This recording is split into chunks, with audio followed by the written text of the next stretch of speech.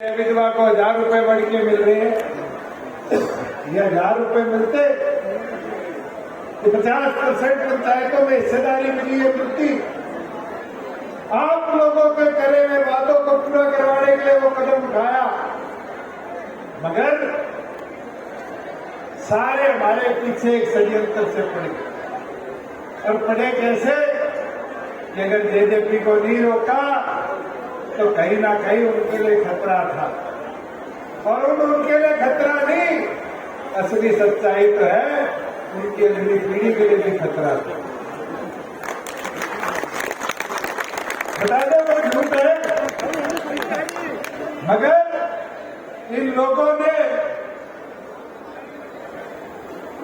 एक सूत्री कार्यक्रम 5 साल चलाया, और वो सूत्री कार्यक्रम था कि आप लोगों को राजनीतिक तौर पर कमजोर कर दिया जाए। हम 10 एमएलए थे, कोई हमारा एमपी राज्यसभा और लोकसभा में तो नहीं था। किसान आंदोलन की बात करेगी, दुष्यंत इस्तीफा दे देता। मेरे इस्तीफा देने से तो प्रदेश सरकार की नागरिकी केवल तो बहुत दूर की बात थी। मगर साथियों, एक चीज बता सकता, विपदा क्या है। जिन लोगों ने पार्लियामेंट में खड़े होकर इस दिल के लिए वोट दिए, वो भी हमारे पीछे पड़ गए। जिन्हें सेटिंग कर बीजेपी के साथ चुनाव मिलकर लड़ा, वो भी हमारे पीछे पड़ गए। मैं तो कितना 5-7 सालों में समझ पाया कि आज जो लोग ड्रैगन की राजनीति करते हैं वो ज्यादा कामयाब है, और जो ग्राउंड की राजनीति करते हैं उनको परस्त करना बड़ा आसान है। उठाकर देख लो चारों तरफ। 2024 के चुनाव में क्या हुआ, पत्रकार साथी खड़े हैं, बड़ी अच्छी तरह जानते हैं। अगर शैलजा के कहने से नालगौंद की उकलाना की सीट दे देते तो क्या कांग्रेस 45 पार नहीं कर लेती? क्या राई का उम्मीदवार ना बदलते तो कांग्रेस 45 पार नहीं करती? बता दो। चौटाना वाले खड़े हैं, क्या निर्दलीय ना खड़े होते तो कांग्रेस 45 पार नहीं करती? और सरसा वाले खड़े हो, क्या 5 सीटों पे मैच फिक्सिंग ना होती तो बीजेपी सरकार में आती नहीं आती? ये ड्राइंग रूम में बैठ के रणनीति बनाई गई। हम तो वालों की तरह सड़क नापते रहे कि जनमत में जितना विश्वास होगा हमारे साथ खड़ा हो जाएगा, और जनमत ने साथ दिया। जितना दिया असर माथे। राजनीति में उतार चढ़ाव आते रहते हैं। चौधरी देवीलाल जी के 65 साल के राजनीतिक जीवन में रिकॉर्ड है 6.5 साल सरकार में रह पाए, और प्रदेश सरकार में 4 साल। जब उनके पास बहुमत था तो भी ड्राइंग रूम वाला भजन लाल 82 में सरकार दे भी गया, मगर चौधरी देवीलाल हारते रहे, फिरते रहे, क्योंकि आपकी लड़ाई लड़नी थी। 4.5 साल के शासन में स्वर्गीय चौधरी देवीलाल जी ने इस प्रदेश को क्या क्या दिया। पेंशन हो, जच्चा बच्चा हो, एक एक चीज आपके लफ्जों पर। मगर स्वर्गीय चौधरी देवीलाल जी कभी ड्राइंग रूम में बैठ के राजनीति नहीं करते। मैं तो आपको इतना आज बोलने आया हूं ये संगठन डॉक्टर अजय सिंह चौटाला जी का बनाया हुआ है। डॉक्टर अजय सिंह चौटाला जी ने चौधरी देवीलाल मैदान 17 नवंबर 2018 को आपके बीच में खड़ा होकर कहा था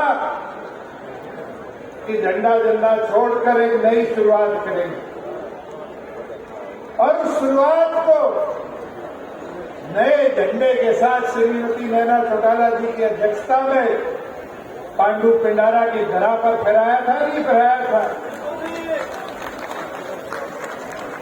और एक नई शुरुआत करी थी। और उस नई शुरुआत में प्रदेश के अंदर एक परिवर्तन की नई रूपरेखा लिखने का काम किया साथियों। और उस रूपरेखा ने 4.5 साल इस प्रदेश के अंदर कितना कुछ हुआ। पर क्या हरियाणा के घर पे आ जाने दी? क्या इस हरियाणा को टूटने दिया? क्या इस हरियाणा की परिस्थिति को कमजोर होने दिया? बिल्कुल नहीं। आपकी लड़ाई के अंदर खड़े रहकर निरंतर डॉक्टर अजय सिंह चौटाला जी के आदेश अनुसार कदम उठाए गए, और उन कदमों ने इस प्रदेश को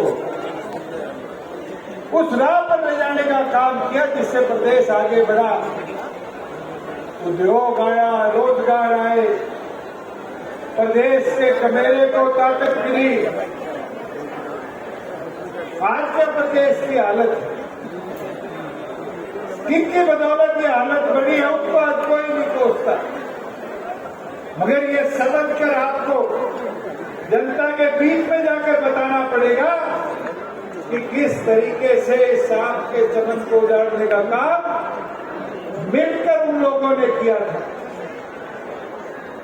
बुजुर्गों, युवा साथियों, मैं तो एक शेर अकबर इलाहाबादी का पढ़ सकता हूं, जो स्थिति मेरे साथ और इस संगठन के एक साथी के साथ पिछले 5 साल में बीती है। हम आप ही करते हैं तो होते हैं बदनाम, वो कत्ल करते हैं तो चर्चा भी नहीं होती।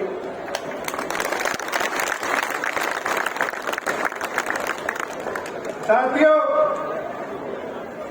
प्रदेश में आज क्या स्थिति है अपराध की? आज चाहे अपराध के अंदर मर्डर हो, रेप हो,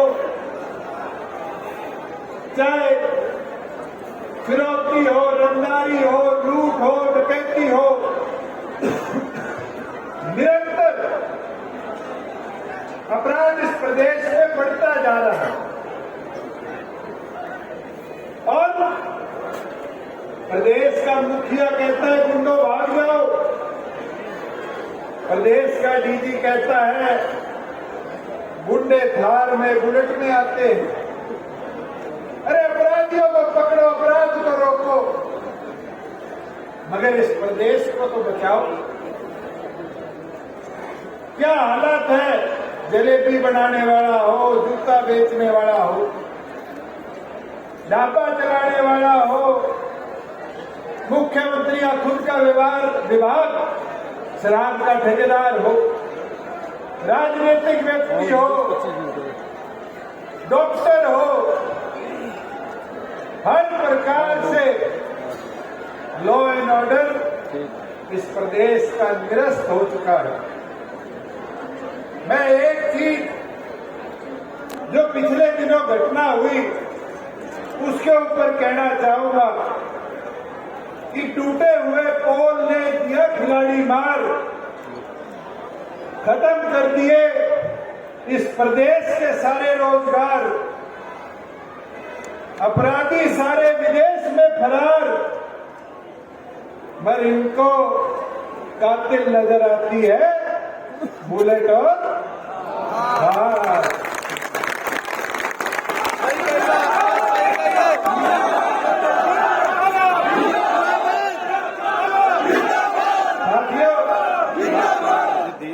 जहां आप खड़े हो यहाँ से कुछ किलोमीटर दूर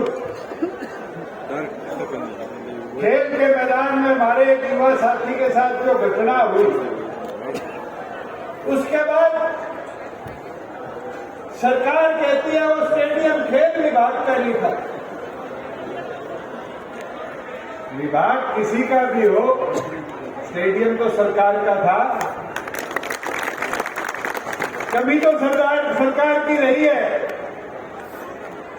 मगर खिलाड़ियों के साथ दुर्भाग्य क्या है, 40% मेडल लाए हरियाणा और खेल गुजरात में।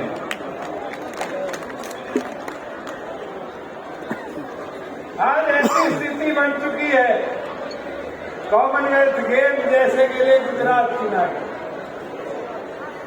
औद्योगिक सब्सिडी देनी हो केंद्र सरकार ने तो गुजरात चुना गया। और अब तो हमारे मुख्यमंत्री की नकेल भी कहाँ है?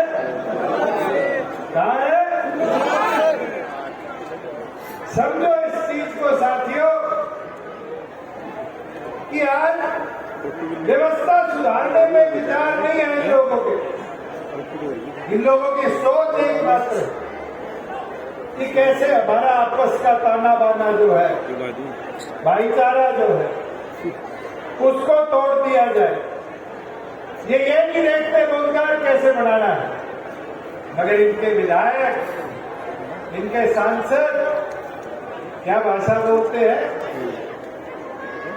किस तरह के विचार रखते हैं, जानवरों से